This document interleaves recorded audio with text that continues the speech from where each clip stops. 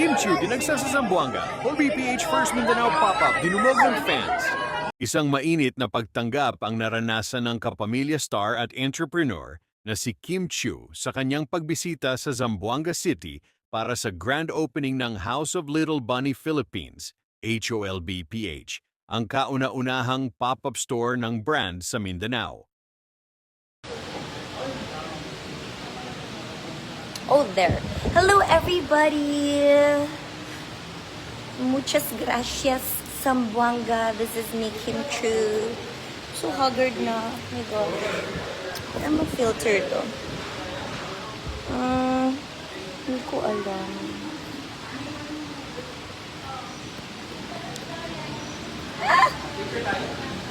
Hello, everybody. So this is me right now. We are now here in House of Little Bunny, Zamboanga, and going live. Hi. So this is the team. Hi to my live Facebook. Yeah, this is the ever after team of Zamboanga. Sila ang gumawa nito. Amazing. Pero ang karatula, wala pa naabot. Tomorrow.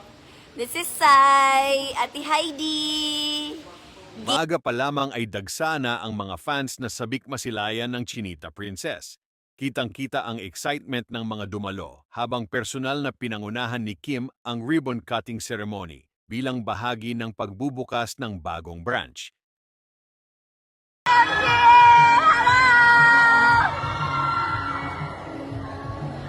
OMG, we're gonna start na. The line is so long hanggang baba. Let's do this! House of Little Bunny Zamboanga, let's go! Hello! So amazing! Look at the people. Hi!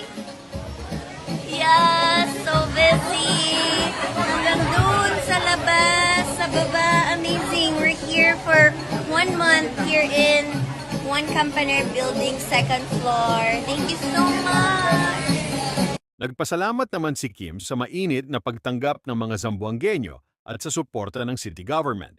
Ayon sa aktres, malaking karangalan para sa kanya na maihatid ang brand sa mas marami pang Pilipino, lalo na sa Mindanao. Sa social media, umani ng libu-libong reaksyon ang mga larawan at video mula sa event.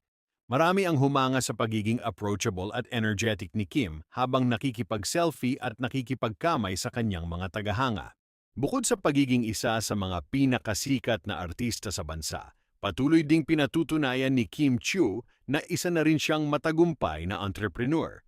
Sa bawat bagong milestone, mas lalo niyang pinapalawak ang kanyang impluensya hindi lang sa entertainment industry kundi maging sa negosyo. Mukhang tuloy-tuloy pa ang blessings para kay Kim ngayong 2026. Thanks for watching. Subscribe now.